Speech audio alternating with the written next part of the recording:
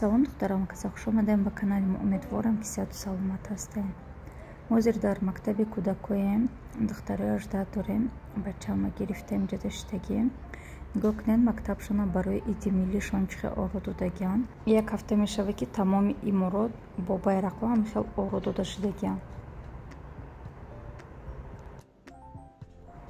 духтаромон ҳозир шумо дар як намуд хӯроки Туркия нишон медиҳем. беҳад хӯроки аҷоиб ва болаззат аст. барои ин модда орд дар кор мешавад. орд 400-450 грамм, ним қошуқча сода, 1-1.5 қошуқча намак, ҳамаша омехта мекунему. 1 стакани 250 мл оби ширгарм ҳамроҳ мекунем. ҳамаша омехта мекунем ба даст. камтар ки омехта кардем, баъд дигар маҳсулотҳоям меандозем. 1 дона тухма мешканем, хамир да ҳамроҳ мекунем.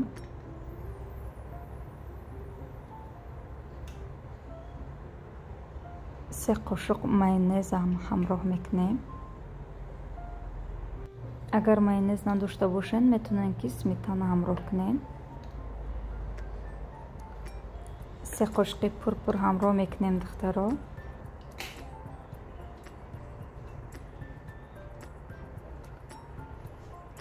ҳамаша хушро омехта мекунем қошуқкатӣ. баъде ки қошуқкатӣ дигар кор карда намешавад, хамира ба даст мешӯрем. 3 қошуқи дигар равған ҳамроҳ карда хамира ба даст мешӯрем. хамирмон бояд ки на сахту ва на мулоимӣ бад биёяд. хамира ки шӯрида шидем духтаро, онам хеле хамир мешавад. нигоҳ кунед чӣ хел хамири хушрӯай. хамира ки шидем, кришкаша мепӯшему, холодильник да мемонем ки 20 минут дам бигирад. то дам гирифтани хамир мо барои дренаж начинка тайёр мекунем. камтар равған мерезем сковородкада, ягон 50 мл барин. баъд гӯшта ҳамроҳ мекунем. иҷода 600 грамм гӯшт дорум ман. гӯштам хел дарозак реза карда ҳамроҳ мекунем, равған меандозем и бирён мекунем.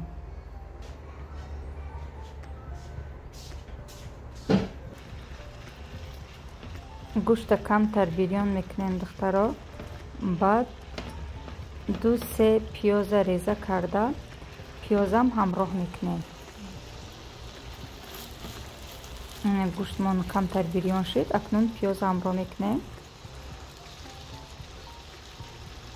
пиёза ҳамроҳ карда бо мепазем дар муддати 4-5 дақиқа.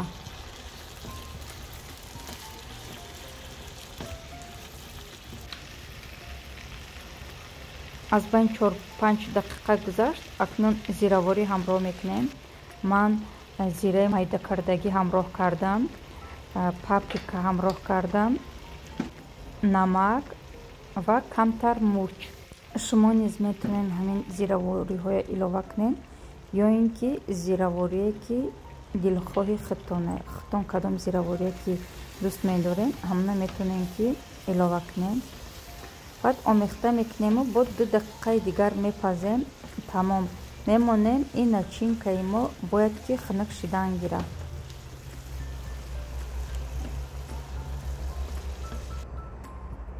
духтаро, ина начинкаям хунук шид, хамирам дам гирифт, ним соат истод холодильникда. 20 минут гуфта будам, камтар кор биромад, ҳамон корама кардам. бо начинкаям хушрӯ хунук шид.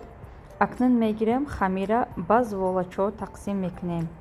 шумо метавонед ки зуволаи калон бигирен, ё ин ки зуволаи майда. агар калон гирифтен, ҳамон хамиртон калонтар мебиёяд. вақте ки майда гирифтен, хамир майда мебиёяд. барои ҳамон ба таби дили хитон метавонед ки зуволачаҳои баробар бигирен. зуволачаҳоя бояд ҷуфт бигирем. ман инҷода 14 зувола гирифтам, яъне ки 7 балон кабоб мебирояд.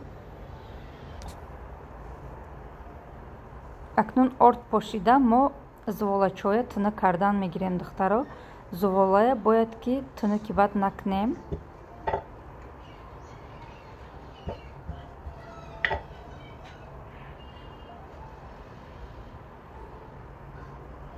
бо кӯмаки даст тунук мекунем, бо ухлоқ тунук мекунем. орд пошидам хел зуволачоя тунук карда мегирем.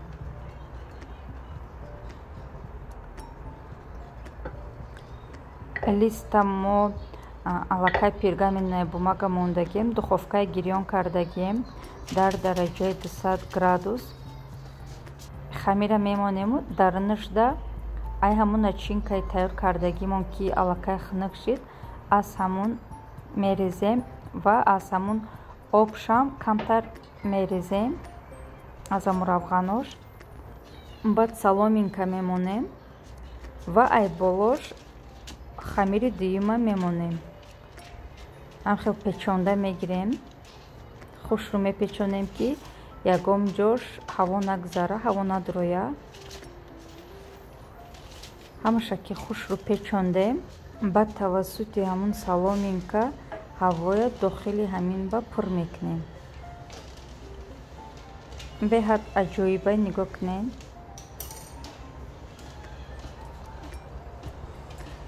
остак саломинкая гирифта ҳамун ҷошам мепечонем, мегирему ҳамаи зуволачоя бо ҳамин тарз мепечонем.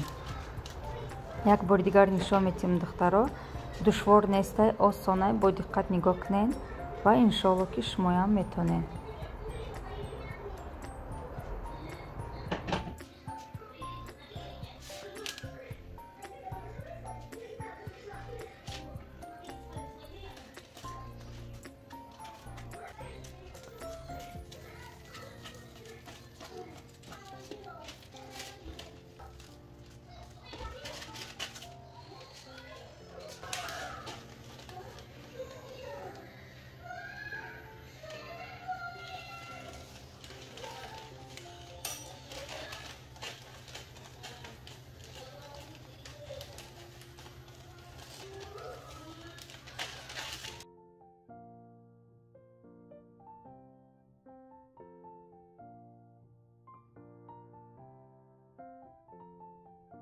якум партияша шидем духтаро, листа 4 дона бурд, боз сетаи дигаш монд. ҳамашам хел хушрӯ печондем. акнун тухм мемолем, хушрӯи ҳама ҷош дар тухм мемолем. духтаро эҳтиёткорона тухма молем ки бо ҳамун хамир накафа, барое ки шумо вая дам кардагиен вай тунук шидагиай, барои ҳамун бо эҳтиётона тухма мемолем. баъде ки тухма молиден, метонем ки кунжут ва сиёҳдона пошен. ман фақат кунжут пошидам, барое ки сиёҳдона надоштам. баъд мемонем дар тафтони гарм дар муддати 20-25 дақиқа мепаза.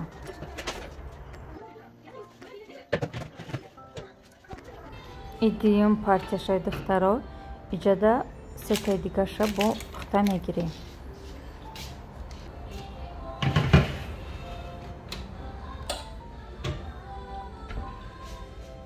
духтароне ки кор кардан мехоҳад шуморо хоҳарамон Шоира ба компания Фаберлик ба кор даъват месозанд. духтароне ки боварӣ надоред, метавонед ба хоҳарамон дар тамос шуда аз он кас пурсон шавед. хоҳарам ба шумо тамоми нозукиҳои корро мефаҳмонад. агар ба шумо писанд ояд, шумо метавонед ки ба ин компания аъзо шавед ва агар не, маҷбурӣ нест. бо як занги телефон шумо метавонед ки аъзо шаведу фоидаи хуберо ба даст оред.